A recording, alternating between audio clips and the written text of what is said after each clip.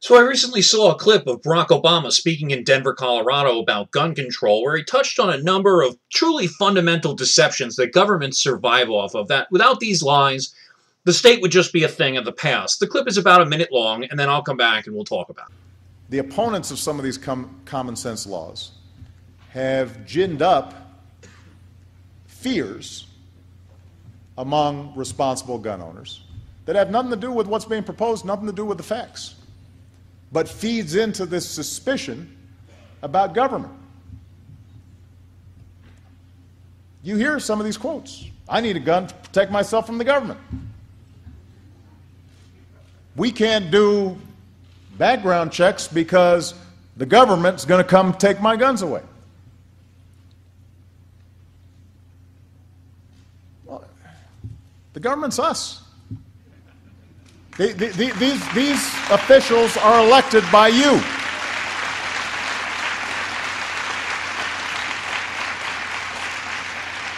They are elected by you. I am elected by you. I am constrained as they are constrained by a system that our founders put in place. It's a government of and by and for the people.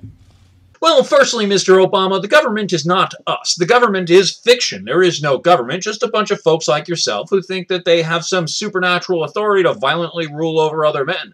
I'm most definitely not the government, and the only relationship I have to the people who call themselves the government is the relationship an abuse victim has to his abuser. You say that I elected these fine government officials who now conspire to take my guns away? Well, what if I didn't elect them?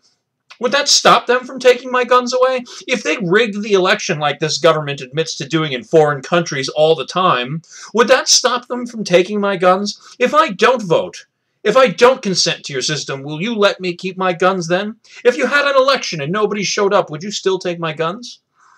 You see, this whole notion of a government of, by, and for the people is absurd because this superstition of yours creates a new class of citizen that is no longer part of the people it claims ownership over. If we are one people, then how can you take my money by force and I have no choice but to give it up? If we are one people, then why are you buying millions of rounds of ammunition while trying to disarm me? If I were to offer you a coin toss and I said the winner would own the loser as a slave, would you say, uh-oh, this is really important, I better pick heads? Or would you outright reject the notion that such a thing were even possible? Elections are even worse because heads or tails, you're a slave either way. Both candidates will steal your money. Both candidates will put you in prison if you disobey. Both candidates will murder you if you resist. If you reject the coin toss, why accept the election? The answer is simply because you have been conditioned to do so for your entire life. Same as people with strong religious beliefs. They were brought up being told a lie, and now the lie is part of their core belief system, and any challenge to those beliefs is seen as a threat. But still, you see the absurdity of consenting to the coin toss. To pick heads would mean that if it came up heads, you would be a slave owner, and surely you don't want to be a slave owner, do you? To pick heads, it means if it comes up tails, you would be a slave, and entering into the contest, you accept the outcome of it. Same thing for an election. If you are told your choices are to be owned by Hillary Clinton or to be owned by Rand Paul, you quickly say, Rand Paul, be my master! And then your best case scenario is to be Rand Paul's slave. But since you consented to the contest, you're bound to its outcome, and Hillary Clinton could just as easily become your master.